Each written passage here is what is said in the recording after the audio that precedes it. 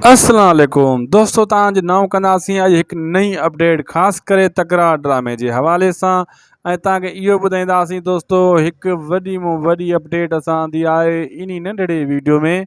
ऐं हीउ जेको वीडियो आहे मुंहिंजे ख़्याल में दोस्तों हिन टाइम तव्हांजे कम जो आहे। अॼुकल्ह ख़ासि ख़बरूं तकरार ड्रामो ऐं कुझु ॿियनि ड्रामनि जे हवाले सां तव्हां सां शेयर कंदासीं। दोस्तों इन वीडियो के आखिर ताईं ज़रूर ॾिसंदा ऐं उदासी टीवी यूट्यूब चैनल के भी ज़रूर सब्सक्राइब कंदा। दोस्तों अचण वारनि किस्तनि में तव्हां ॾिसंदो त हाणे तकरार ड्रामे सां गॾोगॾु थी सघे थो फरवरी महीने में जेको आहे मोहब्बतुनि जो माॻ बि हलायो वञे, उहो बि गॾोगॾु इन सां हलायो वेंदो। ऐं मक़तल ड्रामो त उहो ई हली रहियो आहे।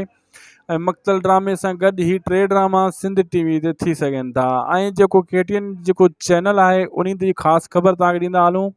उन ते भी हवेली ड्रामो भी हली सघे थो, वारी जा पंध भी हली सघे थो फरवरी महीने में। सुभाणे 1 तारीख़ आहे। सॼो खीर जो खीर ऐं पाणी जो पाणी ज़हर थी ईंदो।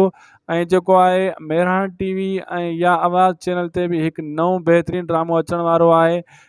जेको आहे ड्रामे जो डायरेक्टर सां असांजो राब्तो थियो आहे। उन ॿुधायो आहे त ड्रामो तयारु करे छॾियो आहियूं ऐं सिर्फ़ु चैनल वारनि सां ॻाल्हियूं हली रहियूं आहिनि। पोइ जहिड़े चैनल वारे ख़रीद कयो ड्रामो उहो उन खे ॾींदो ऐं उन ते उहो ड्रामो हलाए वेंदो। ड्रामो हल्को फुल्को न आहे, उहो बि हिकु वॾे लेवल वॾे स्केल जो ड्रामो आहे, बहितरीनु ड्रामो आहे।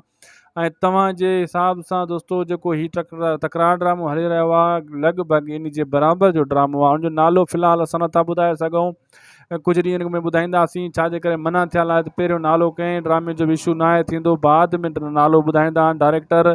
फ़िलहालु मना कयो आहे त बाबा हिन जो नालो न ॿुधाए, बाक़ी तूं अपडेट ॾेई छॾ। अन क़रीब जीअं नालो अनाउंस थियो त नालो पोइ ॿुधाए छॾींदासीं उन ड्रामे जो बि। दोस्तों वीडियो पुॻो आहे पंहिंजी पुॼाणी ते। उमेद आहे वीडियो तव्हां ताईं ॾिठो हूंदो। दासी टीवी खे सब्सक्राइब ज़रूरु कंदा। ख़ुदा हाफ़िज़।